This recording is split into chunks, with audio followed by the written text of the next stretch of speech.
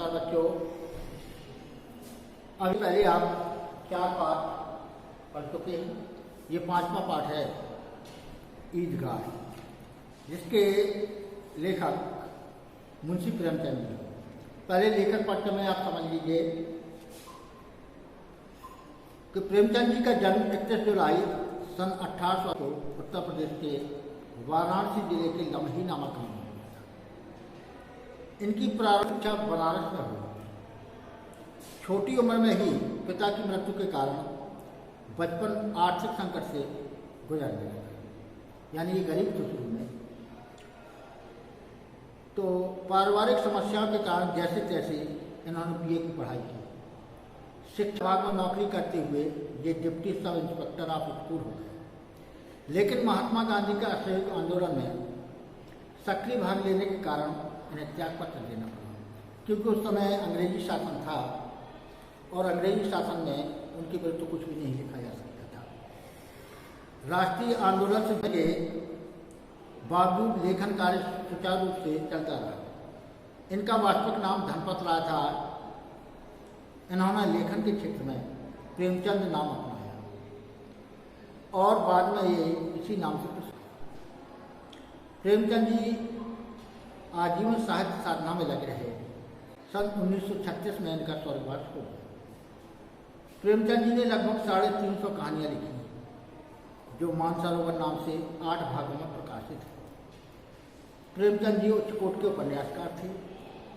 सेवा सदन, प्रेमाशय, निर्मला, रंगभूमि, गोदान, गबन और कर्म,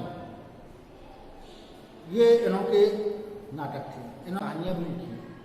उसी कहानी की पटकथा ये ईदगाह है। ईदगाह में बताया गया है कि युवा वर्ग की बढ़ती आवश्यकता और आकांक्षाओं के कारण पारिवारिक स्वरूप बदलता जा रहा है। युवा पीढ़ी में उसकी आकांक्षाएं बढ़ती जा रही हैं और जिसके कारण पारिवारिक कलह होता है, जिसका कारण हमारी युवा वर्ग के मन पर पश्चिमी सत्ता का प्रभाव ही कहा जा सकता है। यही कारण है कि परिवार के बड़े बुजुर्गों की अवहेलना हो रही है, यानी अब उनका आदर सत्कार नहीं किया जाता। पहले उनका बहुत ही आदर सत्कार किया जाता था। तो वास्तविकता यह है कि बुजुर्ग अनुभव की पाठशाला होते हैं। पढ़े लिखे ना भी हों, फिर भी उन्हें अनुभव का काफ़ी ज्ञान होता है। अनुभव द्वारा अनुभव से क्षेत्र में कार्य किया है। उनके पास जीवन के बहुमूल्य विचार और अनुभव होते हैं। हमें उनका मान सम्मान करना होगा ताकि उनके अनुभव और दुआएं हमारे जीवन को सफल बनाए। इसलिए कहा है कि हमें अपने से बड़ों का आशीर्वाद लेना चाहिए, उनकी दुआएं लेनी चाहिए, जिसके कारण हम अपने जीवन को सफल बना सकें। अब ईदगाह में सुनिए। रमजान के पूरे 30 रोज़ों के बाद आज ईद आई है। कितना मनोहर, कितना सुहावना प्रभात है। आज सूर्य देखो कितना प्यारा, कितना शीतल है, मानव संसार को ईद की बधाई दे रहा है। गांव में कल्चर है, यानी जब त्योहार आता है तो वैसे ही ईदगाह जाने की तैयारियां हो रही हैं। किसी के कुर्ते का बटन नहीं है तो वह सुधागा लेने के लिए पड़ोस के घर में जाता है। जल्दी जल्दी बैलों को सानी पानी दे दे, जिसके कारण बैलगाह की जा सके। ईदगाह से लौटते लौटते दोपहर हो जाएगी। 3 कोस का पैदल रास्ता है, फिर सैकड़ों आदमियों से मिलना होगा। दोपहर के पहले लौटना असंभव है, यानी 3 कोस चलना है और 3 कोस लौटना है। उस पर भी जो बीच में आदमी मिलेंगे उनसे मिलना भी है। 2-2, 4-4 मिनट देना होंगे। इस प्रकार लौटते लौटते दोपहर हो जाएगी। लड़के सबसे ज़्यादा पसंद है। किसी ने 1 रोज़ा रखा है, वह भी दोपहर का, किसी ने वह भी नहीं। लेकिन ईदगाह जाने की खुशी उनके हिस्से की थी। अर्थात बच्चों ने रोज़ा रखा है, किसी ने रखा, वो भी नहीं रखा, लेकिन सबसे ज़्यादा खुशी ईदगाह जाने के लिए बच्चे। तो रोजे बड़े बूढ़ों के लिए होंगे, इनके लिए तो ईद है। रोज़ ईद का नाम रखते थे, आज वह आ गई। अब जल्दी पड़ी है कि लोग ईदगाह की जाते हैं। उनकी जेबों में कुबेर का धन भरा हुआ है।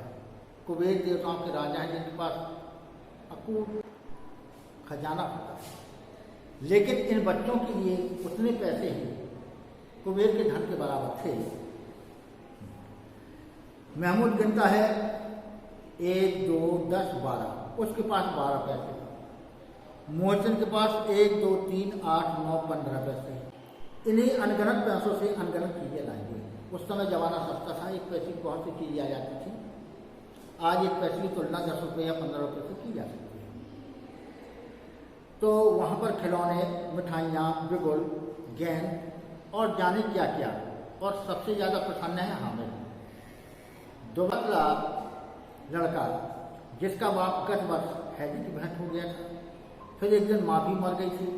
अब हामिद अपनी बूढ़ी दादी अमीना की गोद पर सोता है और उसने यानी हामिद का पिता हैज मर गया था और माँ भी उस दिनों पर मर गई, अर्थात उसके माता पिता नहीं थे, केवल एक बूढ़ी, उसका नाम अमीना था, उन्हीं को अपनी माँ मानता था और उन्हीं के साथ खेलता बढ़ता था। हामिद के पाँव में जूते नहीं, सिर पर एक पुरानी टोपी है जिसका चमक काला पड़ चुका है। फिर भी वो प्रसन्न है। अभागन अमीना अपनी कोठरी में बैठी रो रही है। आज ईद का दिन है, उसके घर में एक दाना नहीं। इस अंधकार और निराशा में वह डूबी जा रही है कि किसने बुलाया था इसने बड़ी ईद को, अर्थात मेरे पास पैसे नहीं। सबके बच्चे खुशियों से मिठाइयाँ कुछ खिलाएंगे, लेकिन मैं अपने छोटे से बच्चे को क्या दे सकती हूँ, इसलिए वो इनको पोस रहे हैं। अमीना का दिल का चोट रहा है। गांव के बच्चे माँ बाप के साथ जा रहे हैं। हामिद का बाप अमीना के सिवा कौन है? उसे कैसे अकेले मेले में भेजते? उस भीड़ भाड़ में बच्चा कहीं खो गया तो क्या? नहीं, अमीना उसे यूं न जाने देगी। नन्ही सी जान 3 कोस पैदल चलेगा, पैरों में छाले पड़ जाएंगे। जूते भी तो नहीं, कुल 2 आने बचे हैं। 3 हामिद की जेब में और 5 अमीना के बटुए में। यही तो उसकी बिसात है। बिसात माने खजाना। और इनका त्यौहार अल्लाह ही मेरा पार लगाए, ये अमीना कहती है। हामिद भीतर जाकर दादी से कहता है, डरना नहीं अम्मा, मैं सबसे पहले आऊँगा। गांव से मेला चला और बच्चों के साथ हामिद भी आया। कभी सब के सब दौड़कर आगे निकल जाते हैं, फिर किसी पेड़ के नीचे खड़े होकर साथ वालों का इंतजार करते हैं। यानी बच्चे हैं, दौड़कर आगे निकल जाते हैं, फिर देखते हैं कि हम लोग आ रहे तो किसी पेड़ के नीचे खड़े हैं और वो आने वाले का इंतजार करते हैं। हामिद के पैरों में तो जैसे पर लग गए हैं, वह कभी नहीं थक सकता है, अर्थात उनके साथ चलता जा रहा है। बड़ी बड़ी इमारतें आने लगी, अर्थात अब शहर का क्षेत्र आ रहा है जहाँ ईदगाह है। यह कॉलेज है, यह अदालत है, यह क्लब घर है। आगे चलिए, हलवाइयों की दुकानें शुरू हुई। आज सजी हुई थी। इतनी मिठाइयाँ कौन खाता है? देखो, एक न एक दुकान पर मनो, अर्थात मिठाइयों की दुकानें से खरीदने से चांदी का वर्क लगा हुआ और उस दिन पूरी दुकान मिठाइयों से भरी।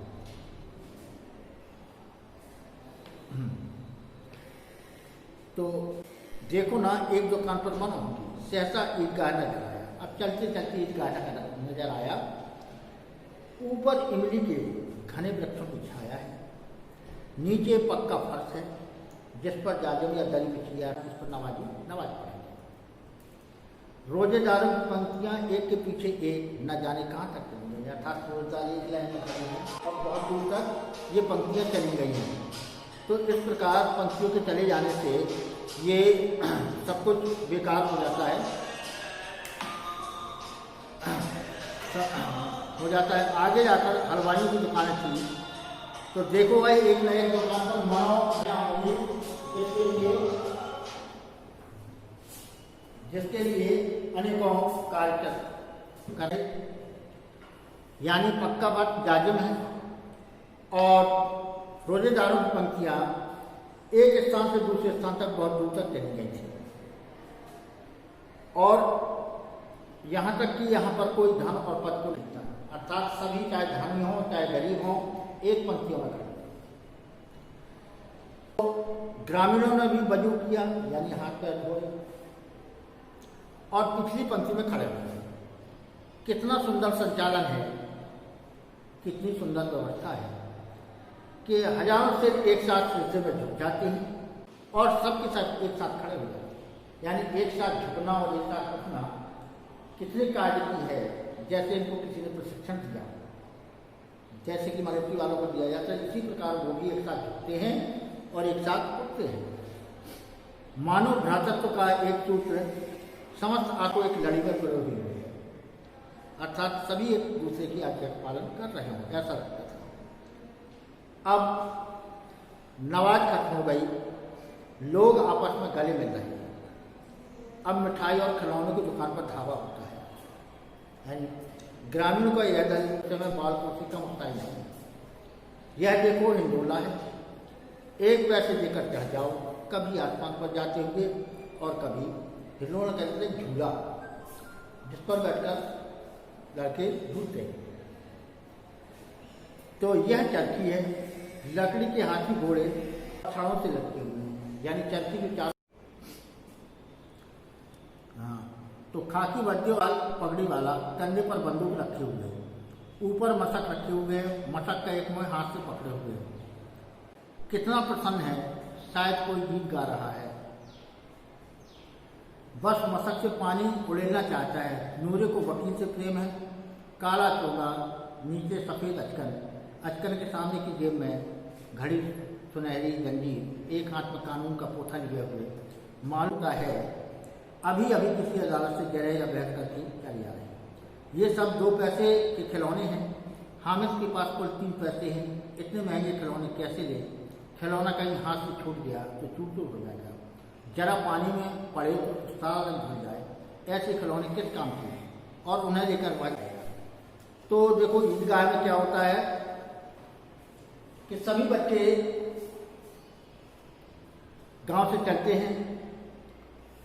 ईद की खुशी में सभी बच्चे प्रसन्न हैं। भले ही उन्होंने एक आधा रोजा रखा हो, लेकिन प्रसन्न ईदगाह जाने की सबसे ज़्यादा उन्हें खुशी थी। कोई ऐसा में जिसका बटन टूट गया है, उसके लिए पड़ोस में जा रहा है। बैलों और बैलगाड़ियों को क्या होता है, सानी दाना पानी जल्दी जल्दी दे रही है, क्योंकि 3 को उसका रास्ता है, पैदल चलना पड़ता है और पैदल चलने से लौटते लौटते दोपहर हो जाएगी। इसलिए सभी लोग जल्दी से तैयार हो रहे हैं। लेकिन यहाँ एक हामिद नाम का लड़का है, जिसके माँ बाप मर चुके हैं, केवल उसकी दादी अमीना है और उसी को वो माँ मानता है। हामिद के पैर में जूते नहीं हैं, एक टोपी है जिसका गोटा काला पड़ चुका है, फिर भी वह प्रसन्न है। अभागिन माँ अपनी कोठी में बैठी रो रही है कि आज ईद का दिन है और उसके घर में दाना नहीं। तो किसने बुलाया था इसमें बड़ी ईद को? अमीना का दिल कचोट रहा कि गांव के बच्चे अपने बाप के साथ जा रहे हैं, लेकिन हामिद का बाप तो केवल अमीना ही है। बच्चे के पैर में जूते नहीं हैं, वहाँ जाते जाते उसके पैर में छाले पड़ जाते हैं।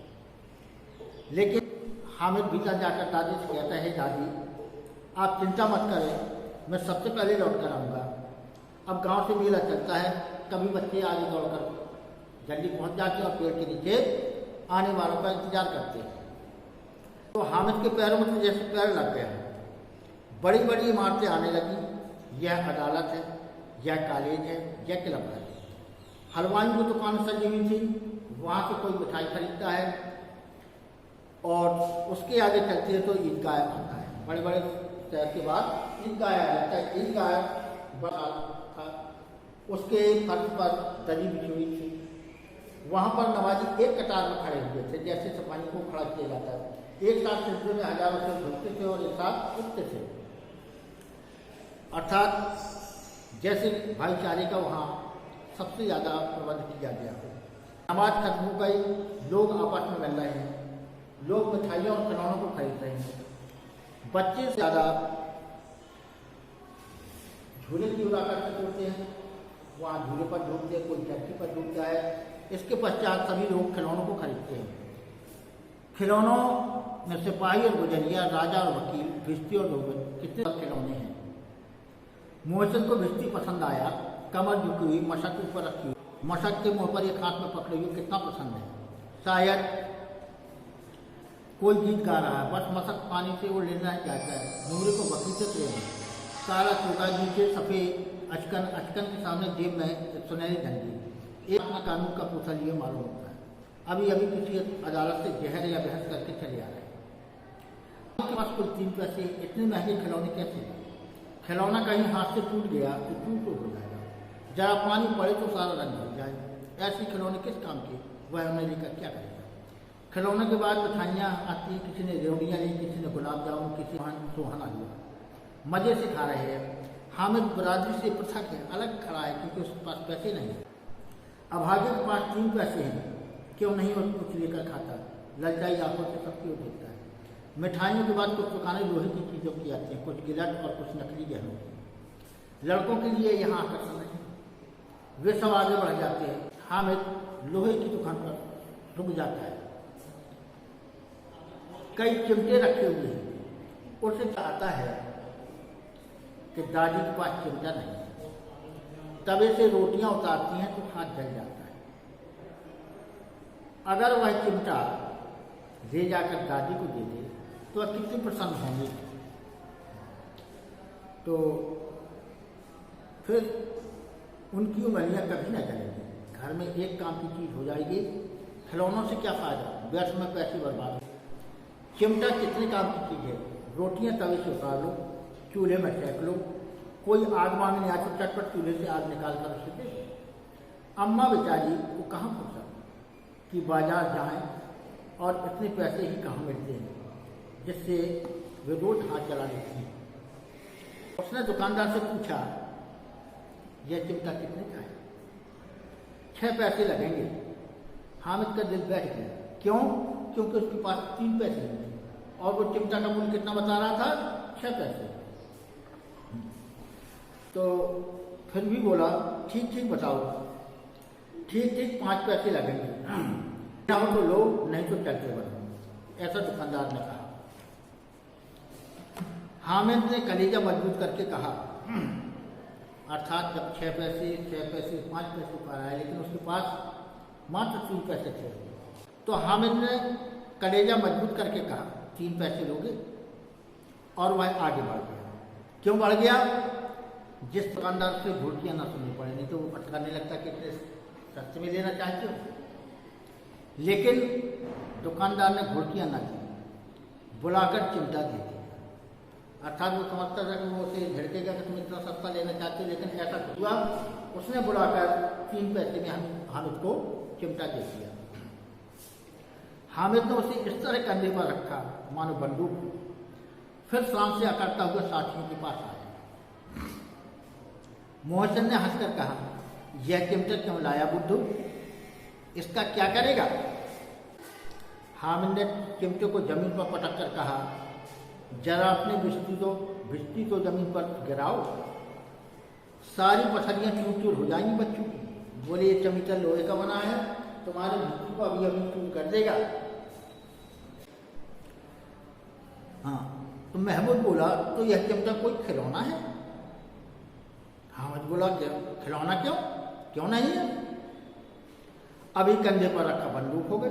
देखो ये रखा है कि बंदूक हो गई।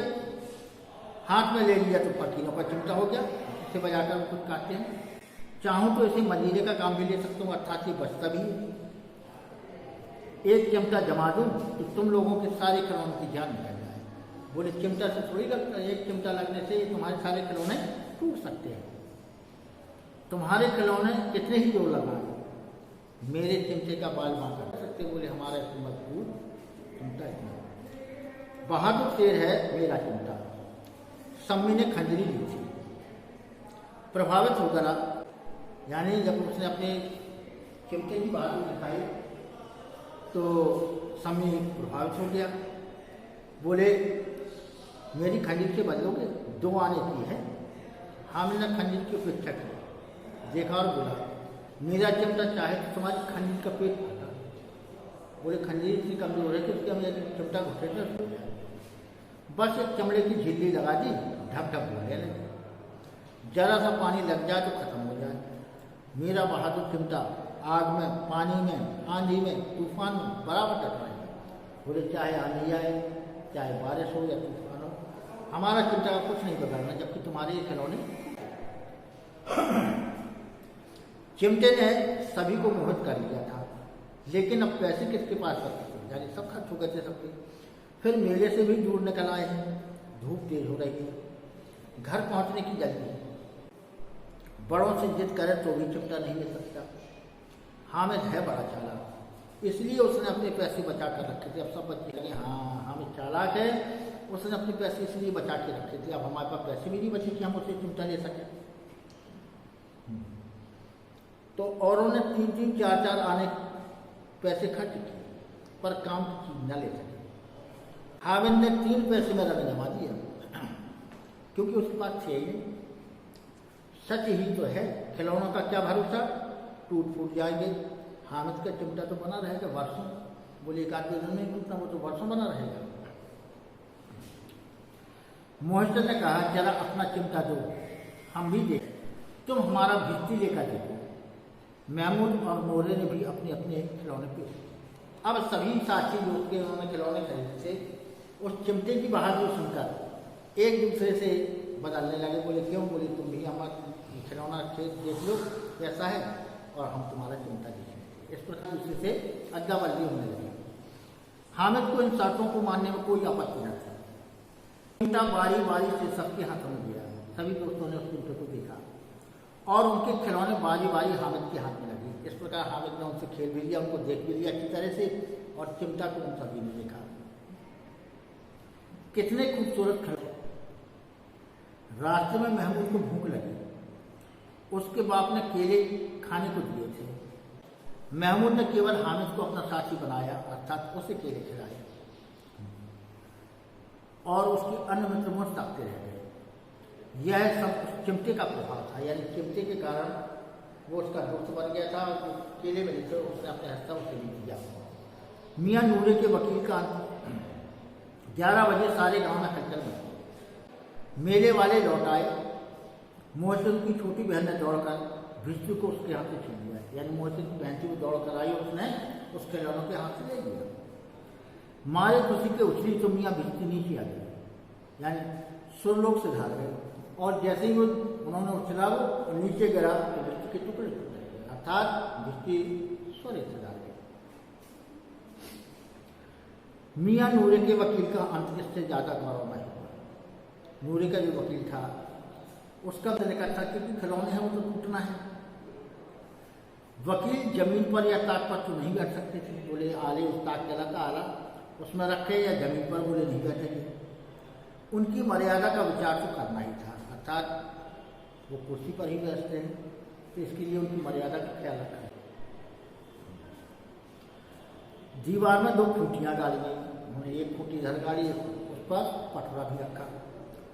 तो दीवार में 2 खूंटियां गाड़ी गई, उन पर लकड़ी का एक पटरा रखा। पटरे पर कागज का एक कालीन बिछाया, क्योंकि अब वकील साहब ऐसे थोड़ी बैठते। पटरे पर एक कालीन बिछाया। वकील साहब राजा भोज की भांति सिंहासन पर बिराजे, अर्थात उस पटरे पर उन्हें बिठाया गया। नूरे ने उन्हें पंखा झलना शुरू किया। अब नूरे ने क्या हुआ? बोले हमारे वकील साहब इनको गर्मी लग रही होगी, तो उसने पंखा झलना शुरू किया। अब देखिए क्या होता है। तो नूरे ने उन्हें पंखा चलना शुरू किया। अदालतों में बिजली के पंखे रहते हैं, यहाँ मामूली पंखा भी ना हो तो बोले वकील साहब का गौरव खराब हो जाएगा। बांस का पंखा आया और नूरे वकील साहब को हवा करने लगे। उन्होंने बांस का पंखा मंगाया और वकील साहब को हवा करना प्रारंभ किया। मालूम नहीं पंखे की हवा से या पंखे की चोट से वकील साहब 10 लोग से स्वर्ग लोग हो गए। अब मियाँ हामिद का हाथ सुनिए। अमीना उनकी आवाज़ सुनते ही दौड़ी और उसको गोद में उठाकर प्यार करने लगी। सहसा उसके हाथ में चिमटा देखकर वह चौंकी। बोली यह चिमटा कहाँ से लाया?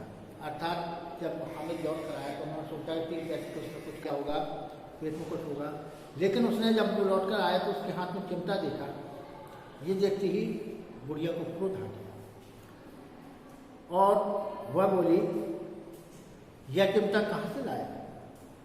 मैंने मोल लिया है। क्या पैसे में? 3 पैसे। बोले कितने का ये मोल लिया? बोले 3 पैसे में। अमीना ने छाती पीट ली।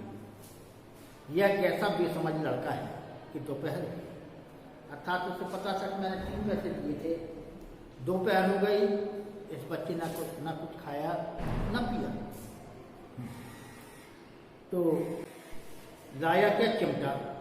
बोली सारे मेले में तुझे और कोई चीज ना मिली जो यह लोहे का चिमटा उठा लाया।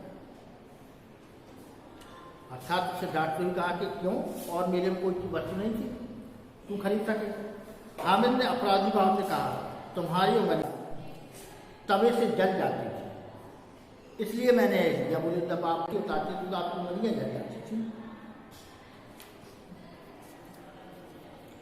बुढ़िया का क्रोध तुरंत स्नेह में बदल गया।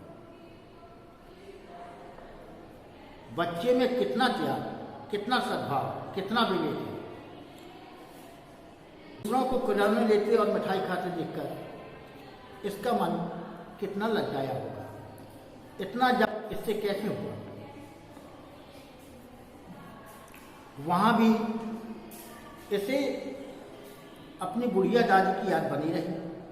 अमीना का मन गदगद हो गया, वह रोने लगी। दामन फैलाकर हामिद को दुआ देती जाती थी और उसकी आंखों से आंसू की बड़ी बड़ी तो देखा आपने बच्चे का अपनी दादी के माँ के प्रति कितना प्यार था। मेले में उसने ना कुछ खाया न पिया, केवल दादी का ख्याल करके उसने पिंडा दिया। तभी ईदगाह की आपने कहानी सुनी। अब इसकी प्रस्तुतता हम बाद में। धन्यवाद।